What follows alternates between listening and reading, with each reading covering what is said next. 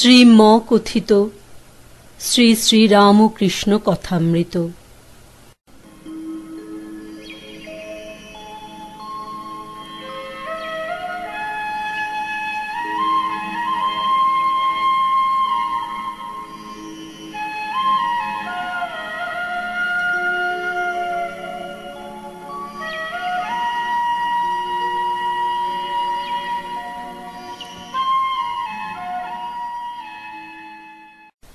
ষোড়শ খণ্ড।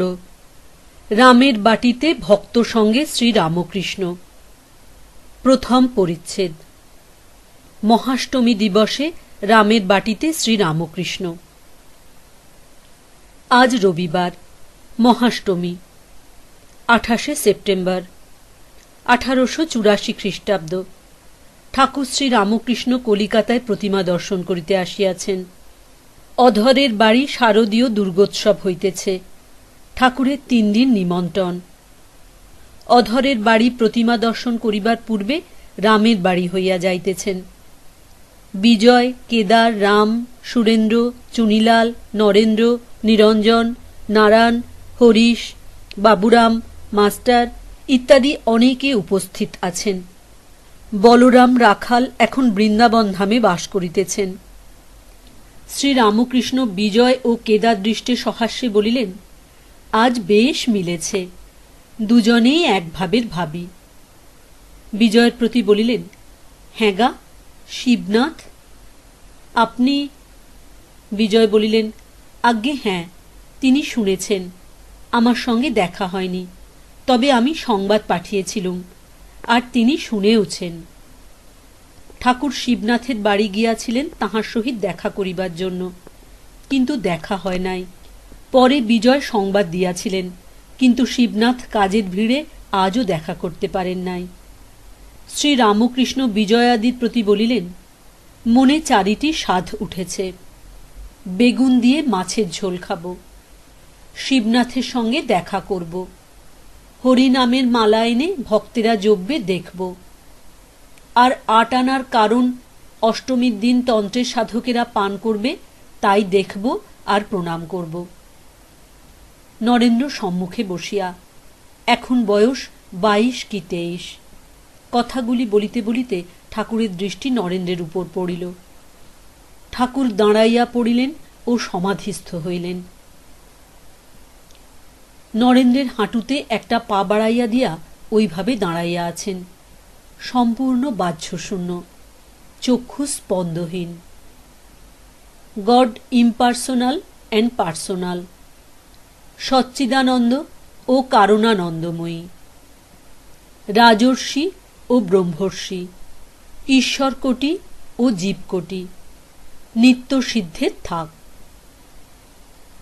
অনেকক্ষণ পরে সমাধি ভঙ্গ হইল। এখনো আনন্দের নেশা ছুটিয়া যায় নাই। ঠাকুর আপনা আপনি কথা কহিতেছেন, ভাবস্থ হইয়া নাম করিতেছেন, বলিতেছেন, সচ্চিদানন্দ, সচ্চিদানন্দ, সচ্চিদানন্দ। বলবো না আজ কারণানন্দ দায়িনী, কারণানন্দ দায়িনী। সা রে গা মা পা ধা নি।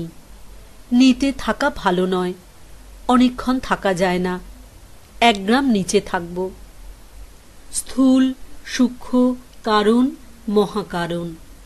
মহাকারণে গেলে চুপ, সেখানে কথা চলে না। ঈশ্বরকোটি মহাকারণে গিয়ে ফিরে আসতে পারে। অবতারাদি ঈশ্বরকোটি, তারা উপরে উঠে আবার নিচেও আসতে পারে। ছাদের উপরে উঠে আবার সিঁড়ি দিয়ে নেমে নিচে আনাগোনা করতে পারে। অনুলোম বিলোম, 7 তলা বাড়ি, কেউ 12 বাড়ি পর্যন্ত যেতে পারে। রাজার ছেলে আপনার বাড়ি 7 তলায় যাওয়া আসা করতে পারে। এক রকম তুবড়ি আছে, একবার একরকম ফুল কেটে গেল, তারপর খানিকক্ষণ আর এক রকম ফুল কাটছে, তারপর আবার আর এক রকম, তা নানা রকম ফুল কাটা ফুরোয় না। আর এক রকম তুবড়ি আছে, আগুন দেওয়ার একটু পরেই ভস করে উঠে ভেঙে যায়। যদি সাধ্য সাধনা করে উপরে যায় তো আর এসে খপর দেয় না। জীবকোটি সাধ্য সাধনা করে সমাধি হতে পারে। কিন্তু সমাধির পর নিচে আসতে বা এসে খপর দিতে পারে না। একটি আছে নিত্য সিদ্ধের থাক। তারা জন্মাবধি ঈশ্বরকে চায়। সংসারে কোনো জিনিস তাদের ভালো লাগে না।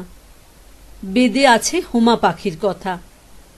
এই পাখি খুব উঁচু আকাশে থাকে। ওই আকাশেই ডিম পাড়ে।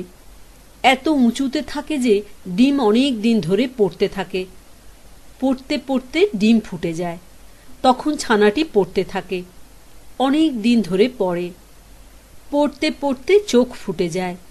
যখন মাটির কাছে এসে পড়ে তখন তার চৈতন্য হয়। তখন বুঝতে পারে যে মাটি গায়ে ঠেকলেই মৃত্যু। পাখি চিৎকার করে মার দিকে চোঁচা দৌড়। মাটিতে মৃত্যু।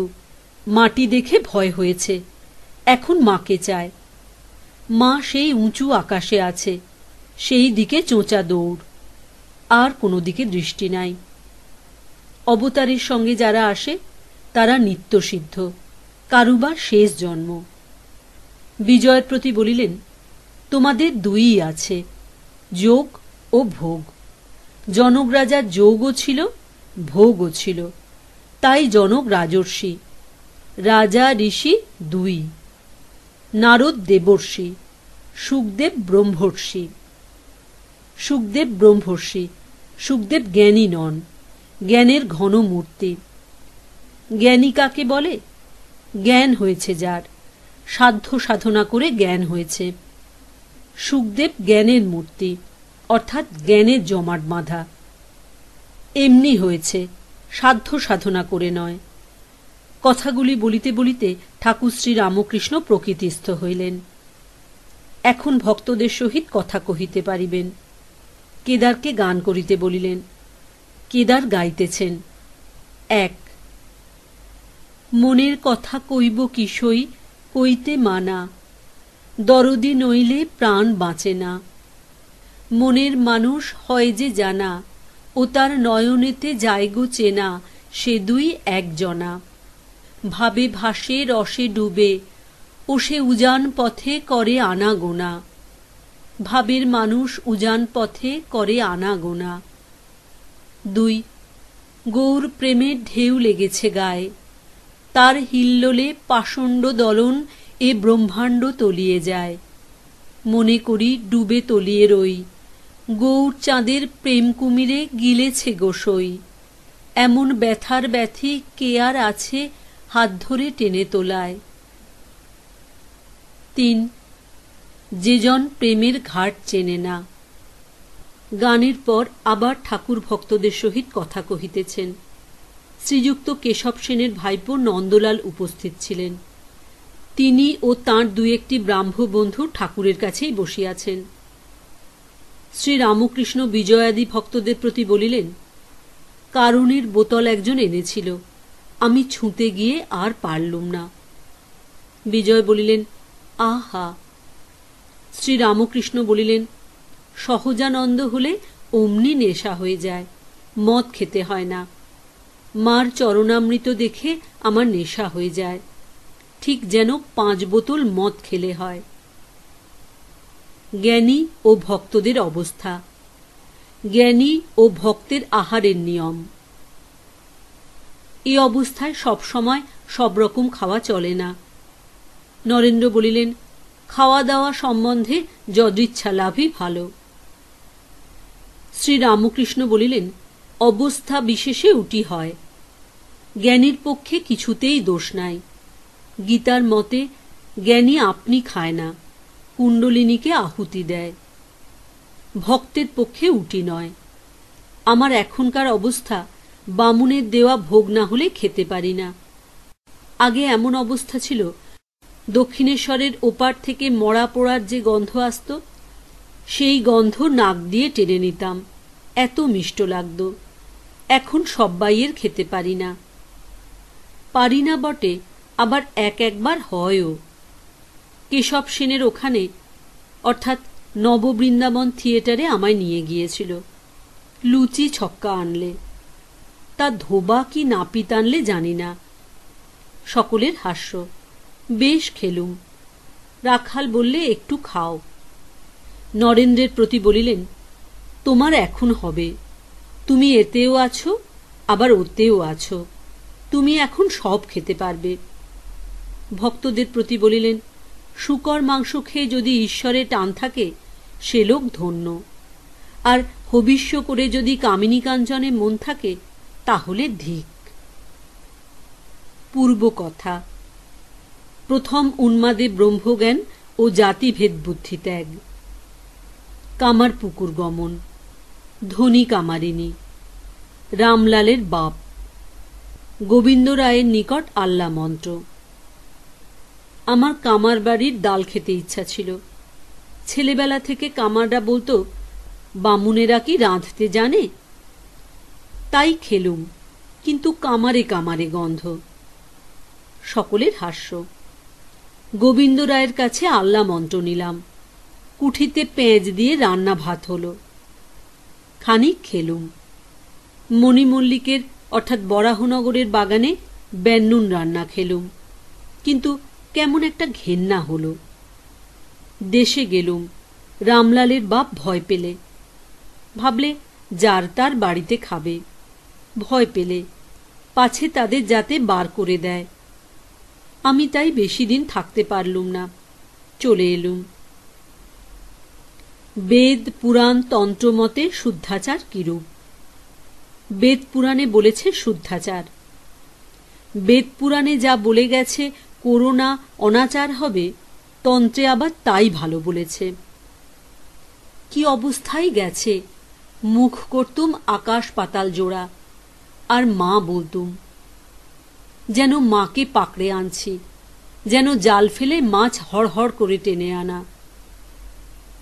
গানে আছে, এবার কালি তোমায় খাবো, খাবো খাবো গো দীন দয়াময়ী, খাবো খাবো বলি গো মা, উদরস্থ না করিব, এই হৃদিপদ্মে বসাইয়ে মনোমানসে পুজিব। তারা গণ্ডযোগে জন্ম আমার, গণ্ডযোগে জন্মিলে সে হয় মা খেকো ছেলে। এবার তুমি খাও কি আমি খাই মা, দুটার একটা করে যাব। হাতে কালি মুখে কালি সর্বাঙ্গে কালি মাখিব, যখন আসবে সমন বাঁধবে কোষে, সেই কালি তার মুখে দিব। যদি বলো কালি খেলে কালের হাতে ঠেকা যাবে, আমার ভয় কি তাতে, কালি বলে কালেরে কলা দেখাবো। ডাকিনী যোগিনী দিয়ে তরকারি বানিয়ে খাবো, মুন্ডমালা কেড়ে নিয়ে অম্বলে সম্বরা দিব। কালীর বেটা শ্রীরামপ্রসাদ ভালো মতে তাই জানব, তাতে মন্ত্রের সাধন শরীর পাতন যা হবার তাই ঘটাইব। উন্মাদের মতন অবস্থা হয়েছিল। এই ব্যাকুলতা। নরেন্দ্র গান গাহিতে লাগিলেন, আমায় দে মা পাগল করে, আর কাজ নাই জ্ঞান বিচারে। গান শুনিতে শুনিতে ঠাকুর আবার সমাধিস্থ। সমাধি ভঙ্গের পর ঠাকুর গিরিরানীর ভাব আরোপ করিয়া আগমনী গাইতেছেন। গিরিরানী বলছেন, পুরবাসীরে, আমার কি উমা এসেছে? ঠাকুর প্রেমোন্মত্ত হইয়া গান গাহিতেছেন। গানের পর ঠাকুর ভক্তদের বলিতেছেন, আজ মহাষ্টমী কিনা, মা এসেছেন, তাই এত উদ্দীপন হচ্ছে। কেদার বলিলেন, প্রভু আপনিই এসেছেন, মা কি আপনি ছাড়া? ঠাকুর অন্যদিকে দৃষ্টি নিক্ষেপ করিয়া আনমনে গান ধরিলেন, তারে কই পেলুম সই, হলাম যার জন্য পাগল, ব্রহ্মা পাগল, বিষ্ণু পাগল, আর পাগল শিব, তিন পাগলে যুক্তি করে ভাঙল নবদ্বীপ। আর এক পাগল দেখে এলাম বৃন্দাবন মাঝে, রাইকে রাজা সাজিয়ে আপনি কোটাল সাজে। আর এক পাগল দেখে এলাম নবদ্বীপের পথে, রাধা প্রেম সুধা বলে করোয়া কিস্তি হাতে। আবার ভাবে মত্ত হইয়া ঠাকুর গাহিতেছেন, কখন কি রঙ্গে থাকুমা শ্যামা সুধা তরঙ্গিনী। ঠাকুর গান করিতেছেন। হঠাৎ হরিবোল হরিবোল বলিতে বলিতে বিজয় দণ্ডায়মান। ঠাকুর শ্রী রামকৃষ্ণ ভাবন্মত্ত হইয়া বিজয়াদি ভক্ত সঙ্গে নৃত্য করিতে লাগিলেন।